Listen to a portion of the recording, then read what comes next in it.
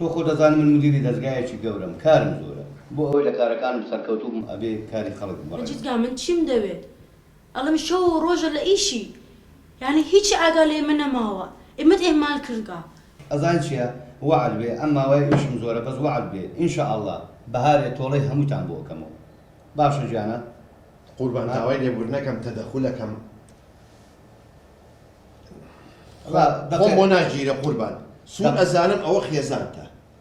دەقەیە لەخەت بەڕاستە. سوود ئەزانم ئەوە نارینی خێزانتە، بەڵام ئەبێ بەیانیان کە هەستا نانێ بخوا نانێ بکا بەخێر چکە تۆ ژنی ئەوی هین یاربی تۆ ئەو ژنی تۆیە. فەرەج بڕۆ دەرەوە. قوربان تۆ نازانی لای من چەند مەکانەتی گەورەیە، چەند ئیملاقی، چەند زەخمی. فەرەج گیان چایەکە دانا فەرموو بڕۆ دەرەوە ئیشمان هەیە. وەڵڵاهی جوملەیەک هەیە ئەگەر یارمەتیم بیت پێ بڵێ مەمنون دەبم. چییە کاکە دەفەرموو بیڵێ و نەجاتم دە؟ وەڵڵاهی شعرم بۆ نووسی قوربان. فەرەج شیعری چیکە؟ فەرەج چییە؟ ئەمە چییە؟ بە خۆ دەمانچە نێمە. دەمانچە؟ نەبابە دەمانچی چی وێسقانی کەلەکەمە. باشە دراوم چوو ماڵە بە خۆڕ نەژی. نەبابە من نینۆک مەکەم جامەرەزێ قوربان. باش شعرەکە بۆ بخوێنمەوە براژم لەسەر خەتە هێر دەقە. کاکە شیعری چی بڕۆ دەرەوە چاوە. وا نەیخوێنمەوە ناڕم ئەم شەو ئەمە لە شوێنێکی حەساسە ئیلهامم بۆ هاتووە. لەکوێ ئەم ئیلهامەت بۆ هات؟ لەکوێ؟ با نێرم دەمنووسی.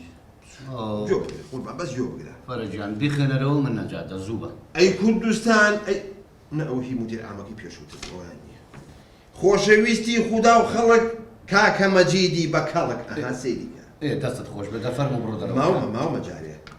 تۆ ئازیزی مامۆستامانی تۆ خۆشەویستی هەمووانی ڕۆحمان گیانمان هەر بۆ تۆیە کاکە مەجید سەرمان لە ڕێیە. باشە گیانەکەم تەواو فەرموو بڕۆ دەرەوە. یەک دێڕماوە فەلسەفەی شعرەکەم لەمەیایە. جۆ بگرە. ئەمە لە چی ئەوە لە چی؟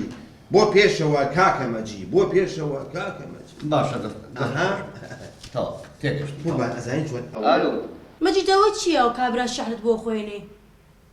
شەر بە باڵاتە خوێنێ چییە؟ خێرە لە ئیشات شەعرە نووسێ؟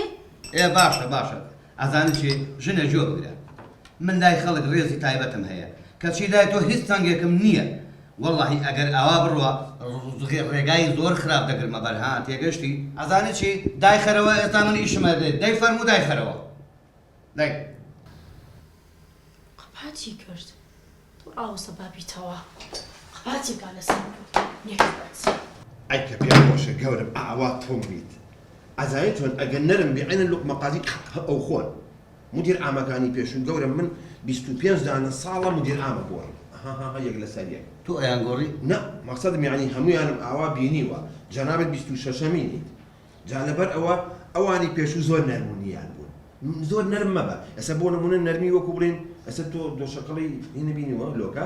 لۆکەی چی کاکە من مۆزۆ چییە نازانم. مەبەستم یعنی ڕاستی شەکە مۆزوع عەلاقەی نییە بەس نەرم مەبە تۆمبە. یعنی مۆزەف بەخوا مدیر ئامەکانی پێشوو نەسیحەت مەکردن نایانەگرتە گوێ. حەزەکەم مۆزەف کە هاتە ژوورەوە یا مراجعێ شتێک ئەو ئەژنوێی شەق بلەرزە لە ترسی تۆ. فەرەج ئەترسم ئەوانی ترت ئاوا بەو شێوەیە بەڕێکردە بێ هەموویانی تووشی خلیسکان کردووە. وەڵڵا قوربان من هەر خۆم دایمە حەزەکەم مدیر تۆزە تۆم لێ بۆی خەڵک لێو بترسێ. ئەگەر نەرم بیتی ئەگە عینەن ڕەحەتەڵقوو بۆ خۆم ئەخوا مامۆستا. یعنی نەرم نەبم بەڕای. نا وەڵڵا. فەرەج تۆ من فێرەکەی فەرموو بڕۆ دەرەوە دەی. ئەخ گەورم ئەوە چییە؟ باش قوربان. تۆ چۆن لە خۆتەوەی تێژوورەوە ها؟ کەسی کەسی لێ نەبوو؟ چۆن کەسی نەبوو؟ ئەمەنی لێ نەبوو؟ هین مەقسەد لە ژوورەوە بوو. ئەمە چییە؟ عادی بێنە زەم ئەوە ناکرێت بڕۆ ناکرێت بکرێەوە لە خۆمەوە لەسەر. چەند گەورم تو بۆ عەزیەتی خۆت دەیەی؟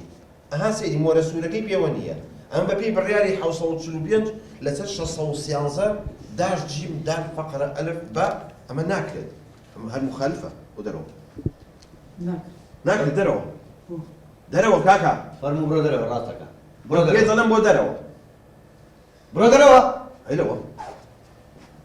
ئەها گەورم ئەها چۆن ترسا ئەوە لەگەڵ لێی تووڕەبوو دەرەو یەکتر ترسا.